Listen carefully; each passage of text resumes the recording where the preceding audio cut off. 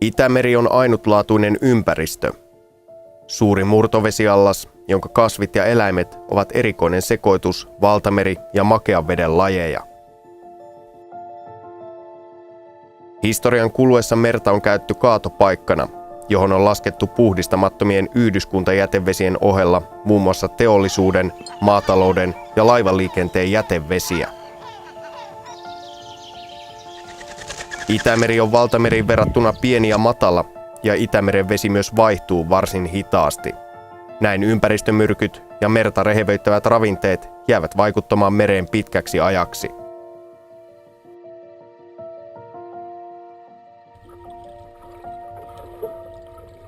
Itämeren keskeisin ongelma on tämä rehevöityminen.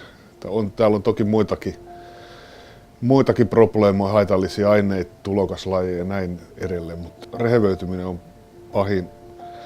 Ja se, että se etenee, se ei ole mitenkään pysähtynyt prosessi. Myös Saaristomeren lähdetään katsomaan, mistä se Saaristomeren kuormitus koostuu, niin yllättävää kyllä puolet kaikesta kuormituksesta on peräisin muualta kuin Saaristomeren paikallisista lähteistä, sekä fosfori- että typen osalta.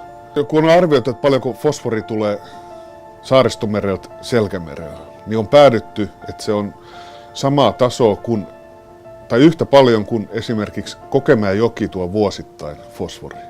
Jolloin täytyy merialueella ymmärtää se, että nämä ympäröivät alueet on hyvin ratkaisevia siinä, minkälainen se vedenlaatu on.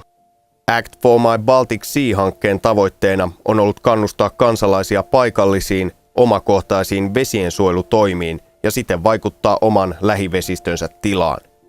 Hanke on keskittynyt erityisesti haja-asutusalueen jätevesien käsittelyn parantamiseen sekä huviveneiden käymäläjätteen käsittelyn tehostamiseen.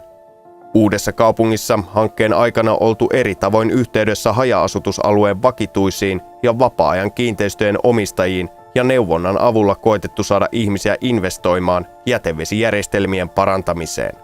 Paikalliset toimet on eri mittakaavassa, jos lähdetään koko Itämereltä katsomaan, paljonko esimerkiksi mökin yksittäisen vapaa-ajan asunnon kuormitus on suhteessa suurten jokien tuomaan, niin se tietysti hukkuu siinä, mutta paikallinen merkitys voi olla ihan silmin nähtävä. Halikolahdella oli liikkeen, muuten oli nyt jo sinileväkausi mennyt ohi ja vesi aivan kirkasti ja hyvän näköistä. Pysähdyttiin erään laiturin kohdalle, siinä 10 neliömetrin sinilevälautta. Toiselta päin, kun laiturilta katsot merelle, niin näet pelkkää sinilevää. Tämän tyyppiset ilmiöt todennäköisesti on näitä paikallisiin päästön seurauksia. Tietoisuutta omien lähivesien tilasta on pyritty nostamaan asentamalla automaattisia vedenlaadun seurantalaitteistoja, jotka tuottavat reaaliaikaista ja paikallista vedenlaatutietoa.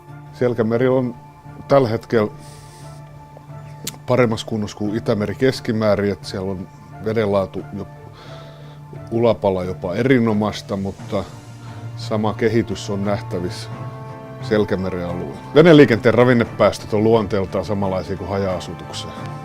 Niiden paikallinen merkitys voi olla huomattava, varsinkin niillä alueilla, joiden vedenvaihtuvuus on huono.